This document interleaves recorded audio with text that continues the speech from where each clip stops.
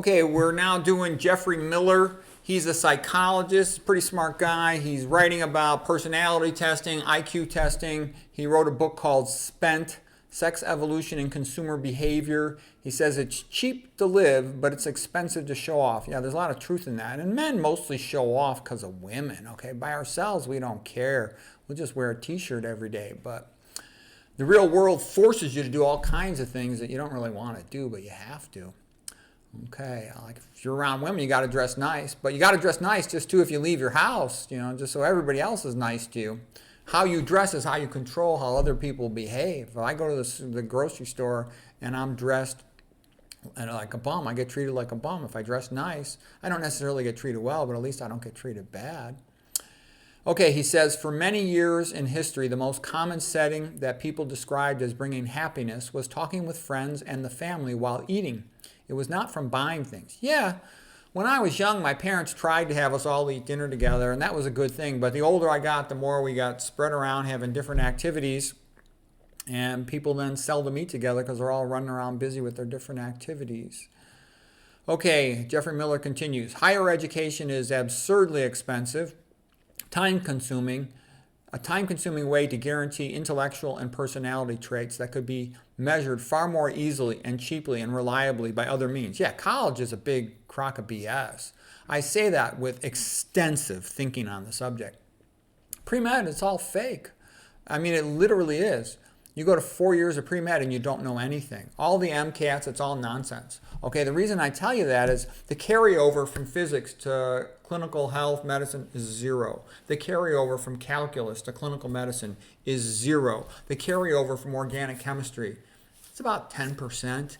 The carryover from biology, maybe about 20%. But the way they teach you, I took, advanced biology, evolutionary biology major at Stanford.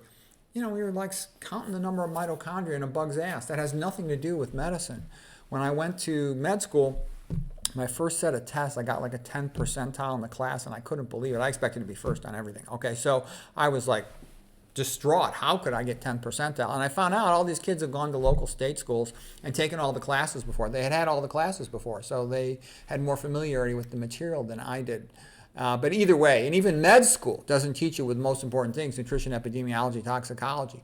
So he's right, and when he says this, you can learn all this stuff way faster. I could teach any health coach in 1 week more than the typical medical doctor, MD, learns in 4 years of med school and 3 years of residency. I can teach you more about health, literally the chronic Western diseases in 1 week, easily, than they learn in 7 years. It's true. Okay, he says an elite university degree is basically an intelligence guarantee. An Ivy League undergraduate diploma is a very expensive IQ guarantee. One could obtain a similar type of guarantee from a 2-hour test. Okay, credentialism explains the 300 diploma mills, places where there are unaccredited online universities in the USA like Rockefeller University says in Belford, and they'll give you a BA, MBA, or PhD within 7 days on the basis of life and work experience. Get a degree for what you already know. No admission requirements, no attendance, classes, essays, or tests. A diploma mill.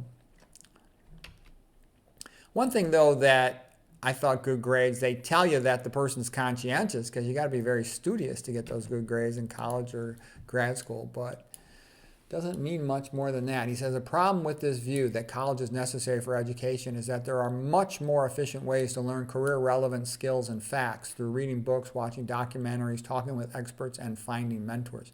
Yeah, I can real quick pick up any subject that you can learn that way. You can't learn surgery unless you're in the operating room. You got to do the cases.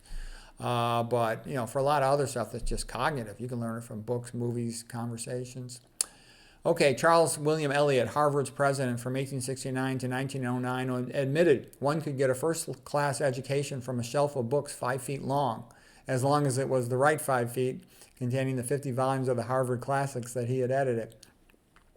The massive rise of homeschooling shows that many parents have come to realize that learning, especially below the college level, need not depend on credential schools. Yeah, it's true. Kids that do homeschooling, they have a bigger advantage, way bigger. You can focus on something. You could get good at something. You could pick up a second language. You could learn Greek. You could learn Latin. You could learn Spanish, whatever you want, and be really good at it versus high school and public high school and grade school, they guarantee you're mediocre at everything. You don't really learn anything. You just show up, go through the motions.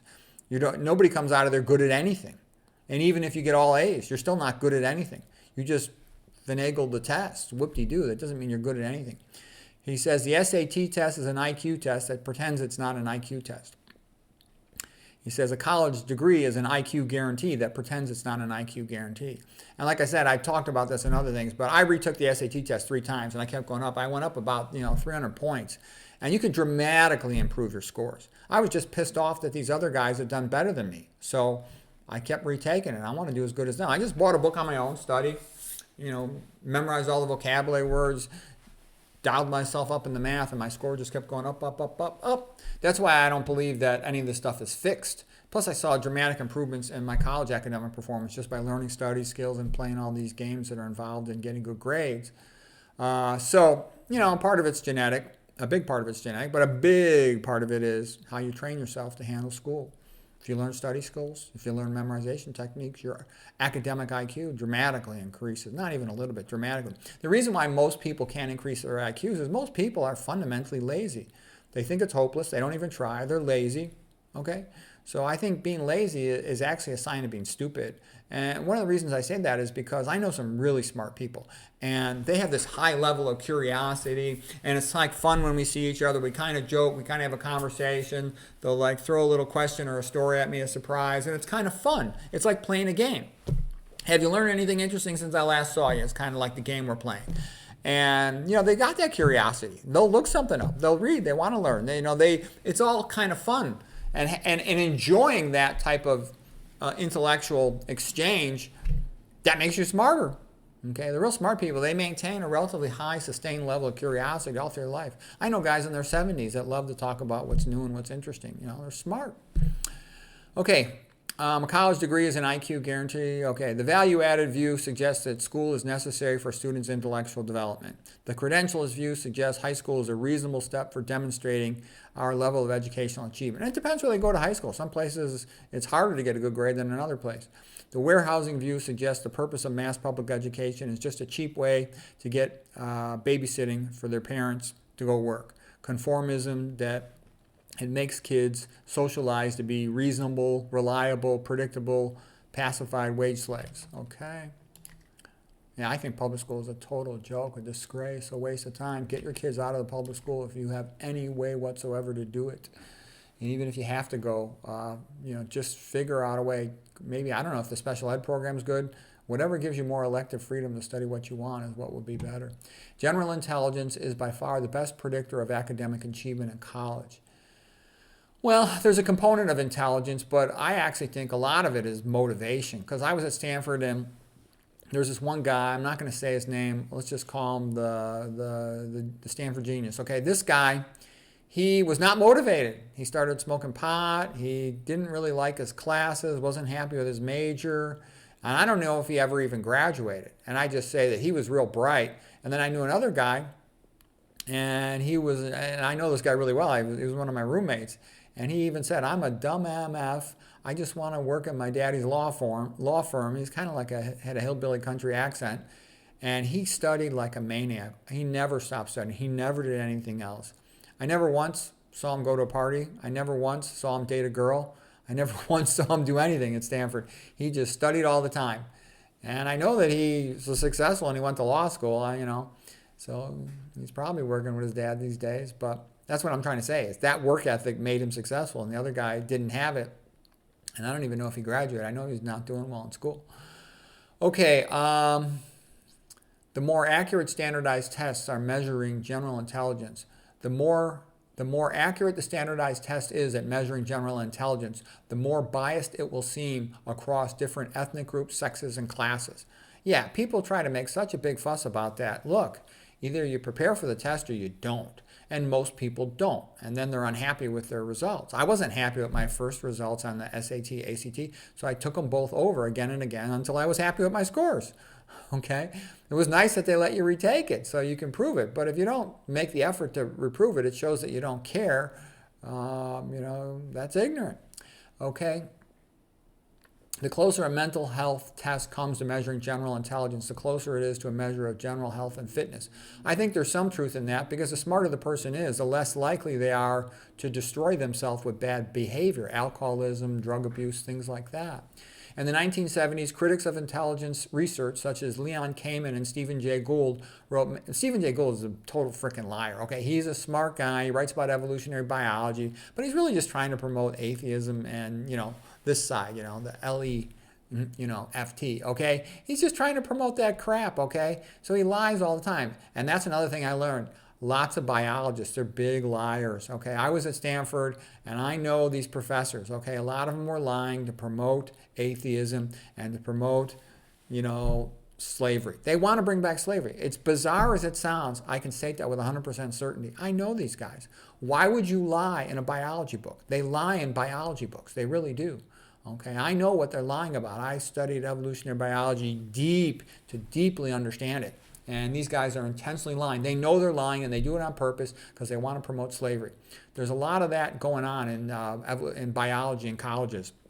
They promote animal rights. They promote environmentalism. And like I said, what they really are is watermelons. A watermelon is green on the outside, and the watermelon is red on the inside.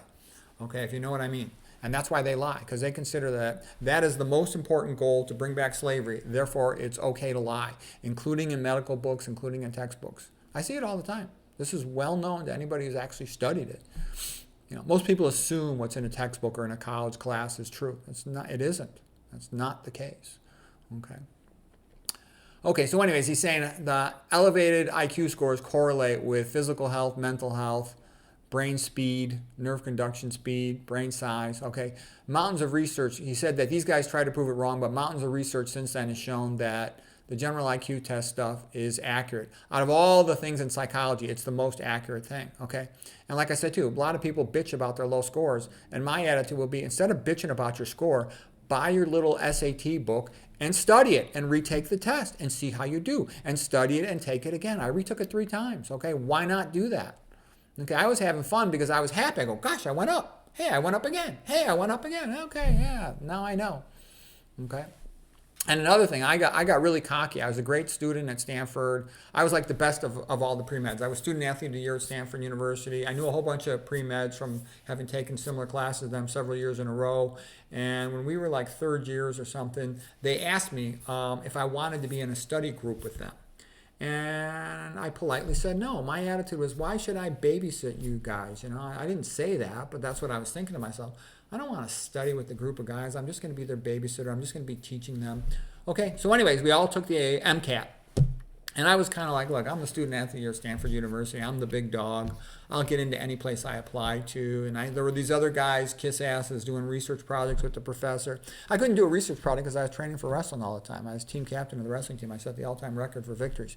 Okay, so anyways, when I got my MCAT results back, I did okay, but I did not do as good as these guys who were all preparing and working together and studying for it. And I was like, holy shit, I'm a way better student than them. But because they prepared for the test, they did better than me. And that's a good reminder. How you prepare makes a big difference. So that's why I say, bullshit. When you take an IQ test, if you prepare for it, you'll do much better. So you can change your IQ test result just by preparing for it. And some people say, well, you didn't really change your genetic intelligence. Well, whoop-de-doo. If they're going to judge you by your academic test performance, then that's what is, by definition, as far as the world's concerned, your IQ. So you should prepare for that test if you care about it. Okay, the next thing he points out is that the Ivy League schools always try to pretend that IQ doesn't mean anything because, he says, it's competition for their business. He says the reason why these Ivy League schools and other big name schools want to say that you can't determine IQ from a SAT test or an ACT test or any other test is because if the truth be known, you could take somebody and let's say they got a high SAT, ACT test in college. I could train them easy in 1 month and they would know more than they learned all through college, all through medical school in terms of being able to take care of a patient and become a good doctor. As a matter of fact, that would be a better way to handle it. I say that with complete seriousness. Pre-med and med school are a joke, okay? They're just a big business to make money. And so if you really want to take care of patients, you need to know nutrition, epidemiology, toxicology, dental, and a few other things, okay? And then once you've got that base, then you can add all the other little facts here and there. All right, and most of the medical school professors, man, they suck, okay? They take the worst possible people that are not capable of doing any meaningful research and say, you go teach the medical students. It's like a punishment for them, and they hate it. They just read out of the book. They suck. I would say that's about 9 out of 10 med school professors. Okay, so anyways, he says Harvard is basically an IQ guarantee, and it's a very expensive one. It costs about $160,000, and they don't want these tests competing with them. So there's always these phony professors that say, oh, you can't change IQ, or IQ doesn't really mean anything. BS. If you look at Jordan Peterson, who is a BS artist on a lot of things, and he pretends that you can't change IQ, but he does at least say that out of everything in psychology, it's the most reliable thing. And Miller says the same thing. And here's what he says is funny about colleges. They use SAT tests to select students, but then they pretend that it doesn't mean anything, okay? They vehemently deny that their degree could be replaced by IQ tests when he says, oh, it easily could be. Okay, let's see. He says, general intelligence, also known as IQ or general cognitive ability, or the G factor. It is the best established, most predictive, most heritable mental trait ever discovered in psychology. And, Jordan Peterson said, if you don't want to accept IQ data and testing, then you might as well throw out everything else in psychology, because there's nothing even as close as reliable and accurate as IQ testing. Okay.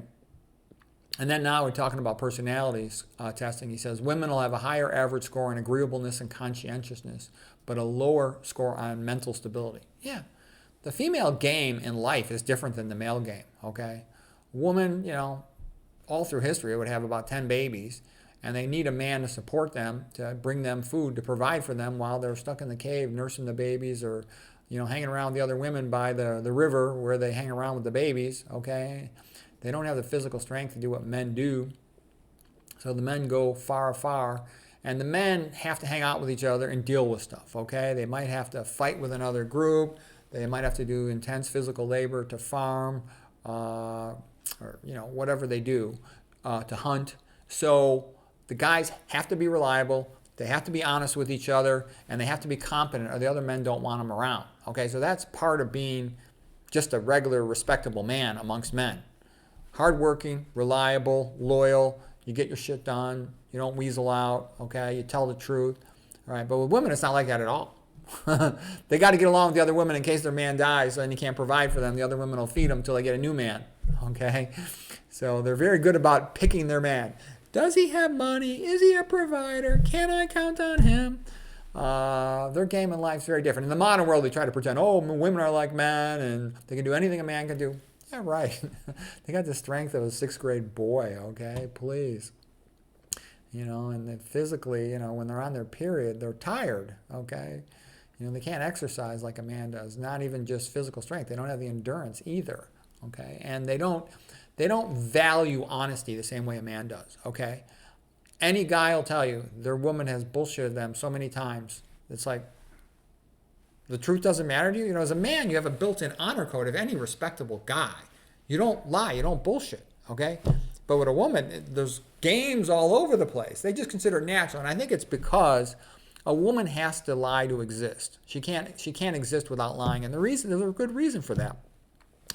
Any woman that's even kind of attractive is constantly being approached by men who want to sleep with her, want to date her, want to go out with her. So she has to constantly deflect them. She doesn't want to do it in a nasty way, say, no, I think you're ugly and I would never go out with you. She just has to politely hint. So she's constantly deflecting. A man's not like that. Unless you're like really tall, good looking, and rich, most guys hardly ever, if ever, get approached by a woman. Okay, so they have to try to make themselves attractive. So what I'm trying to say is, they don't have to lie about getting rid of women trying to sleep with them, because it's not happening. So, we seek attention. And like I said, in any corporation, you notice if you watch people walking down the hallways, the women are staring at their cell phone, trying to act like they're busy, because they don't want to talk to anybody unless they really want to talk to them, which is very few people. They don't want a bunch of nice guy losers approaching them. So, Sally, how you doing? What you doing this weekend? Would you like to go for some coffee? She doesn't want that. She wants to get her work done. If she's got kids already, then she wants to get home to her kids. Whereas a guy, I get out of my little cubicle. The guy wants to talk. He's looking around at somebody in the hallway, a friend I can chat with. He's totally different. He wants to have a good story or a joke for the day. Whereas she just wants to get her stuff done and go home, and then talk to her girlfriends. But that's about it. or the guy she likes, the one guy she likes if she's single. But they're usually not single for long if they're even a mid or attractive. All right, continuing with this stuff about IQ by Geoffrey Miller. He says, general IQ or general intelligence is the best study, most established trait in psychology. Higher intelligence predicts higher average success in every domain of life. School, work, money, mating, parenting, physical health, and mental health. Well, they're less likely to do stupid stuff and get themselves in trouble, but plenty of real intelligent guys do stupid stuff. Any smart guy will tell you he did some stupid stuff in his life. Ironically, bright people with low agreeableness often make the best creative contributions in the arts and sciences. And that is because they want to leave their mark on the world, and they don't much care what others deem to be conventionally correct. Yeah, I think that's true. You have to kind of be able to say, look, I know what's right, and that's what I'm going to go by. And I really don't give a rat's ass what, big money says, because big money's always going to want to force you to conform. But also, all the dummies are going to want to force you to conform, and they're going to stigmatize you if you don't conform. Okay, you will get my wife would knock the book out of my hands if I was walking around the house working. She's like, why the F do you read so much? You're so goddamn autistic. Why don't you go get a moonlighting job and make some more money for the summer? And I'm like, yeah, right. So I got to make more money, so I'll have to pay you more alimony? No way. I want to enjoy my book, get a little exercise. Just say, get out of here. I want to watch TV. Okay? So as a man, you're going to run into that. And, I always knew I wanted to someday become a writer or some super great researcher, discover something. So I was always pushing myself academic. I always had this idea, there's something great in the distance. I just got to get there. And so I was always pushing. And I also knew she might divorce me. So it's sort of like, I'm not going to focus on the stock market where whatever I make is going to get taken away from me, or on moonlighting, work 6-7 days a week and be stuck doing something that I'm bored with. No, I'm going to develop my mind. Like, Ben Franklin said, pour your person to your brain. So I was always focused on education. I was always plowing through a minimum of 100 books a year, and quite often many, many more than that. Okay, let's see here. The mnemonic for personality traits is go case. It means general intelligence for the G, O for openness, C for conscientious, A for agreeableness, S for stability, E for extroversion. The traits that best predict social status are intelligence, conscientiousness, and extroversion. I would say it's also wanting to be rich. A lot of the people who are rich, they wanted to be rich, so they really focused on money. I regret that I didn't focus on learning how to make money more when I was younger. I just assumed I'm going to be rich. My dad was pretty rich, and I figured I'm twice as smart as him. I'm going to be a better, greater, more famous doctor than he is, so I should just be guaranteed to make a lot of money. And don't get me wrong. If I told you what I really made, you'd be extremely jealous. But, with my ability, I could make twice what I make. But I know I'd be miserable if I did, because I would have to work hours and do things that I don't want to do. So I'm grateful for what I make. And like I said, most people would be incredibly jealous of it. But I could make way more if I had to. But I don't want to live that way, always doing busy work. For me, clinical medicine is mostly just busy work. Okay, youth, health, fertility, and fitness are actually hard to fake. Yeah, youth is hard to fake. Health is hard to fake. Fertility is hard to fake. Fitness is hard to fake. Yeah, because people can tell those things because they've evolved for thousands of years, whatever it is, to be discerning. Our perceptual systems, and women can fake a lot of things about their personality more than a man can. I can figure out a man in 2 minutes. You put me around a guy, let me just talk to him for 2 minutes. Almost, it doesn't even matter what we talk about. I can just tell. Is he articulate? Does he have a fast response time? Does he get the nuance? Does he respond in an interesting way? Is he socially pleasant, or is he antisocial? Is he lethargic? Is he curious?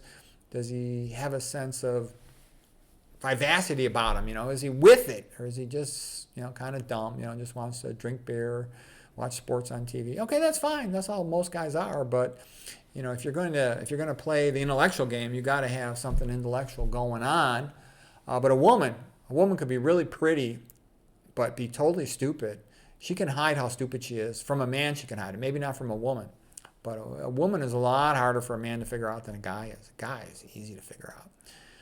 Okay, he says, our perceptual systems evolved the greatest sensitivity and accuracy in the tasks that were most important to our social and reproductive success. Assessing others' physical qualities were among the most critical of them. Yeah, so you can, if a woman looks fat, then you figure she's pregnant or she's postmenopausal, okay? Because our ancestors, in the ancestor world, nobody was fat except pregnant and postmenopausal. Okay, so that's why guys aren't attracted to fat women. Um, okay, and I think also, if a guy is intelligent, so women I don't think really care about a guy being intelligent. Their attitude is, if you're so smart, then why don't you make more money?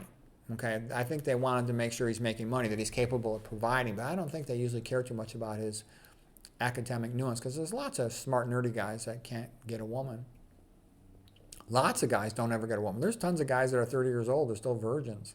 Okay, and I think that's because there's lots of, so-called alpha males, guys that are 6'4", and they're banging 5, 6 girls at a time. And people say, oh, you're exaggerating. No, I know guys that were like that. I know guys, doctors at Harvard, that were like 6'2", 6'3", good looking, and they routinely had 5 or 6 women they were having sex with on a routine basis every month. I was there. I saw it. They wanted me to carry their pages for them sometimes, because they had all these girls calling them. They were banging 2 girls in the hospital at the same time. Okay, I also know a group of doctors had a sex contest, see how many women they could have sex with in 1 year. Some orthopedic surgery residents, okay, and they had a lot of women. I know guys on a football team in college, and these were big, tall, good-looking guys, and they would have sex over like over 20 women. It was pretty routine. 20 different women, and when they were seniors in high school, they did that. Okay, so what I'm trying to say is, for a tall guy, and if he's good looking on top of it, women just throw themselves at their feet. So guys like that can have a lot of women. The guys who have the most women, the guys who are most likely to cheat on their girlfriend or wife, if they're tall, good looking, and if they travel a lot, because then they're always in a new place. So anyways, that's it for Geoffrey Miller quotes.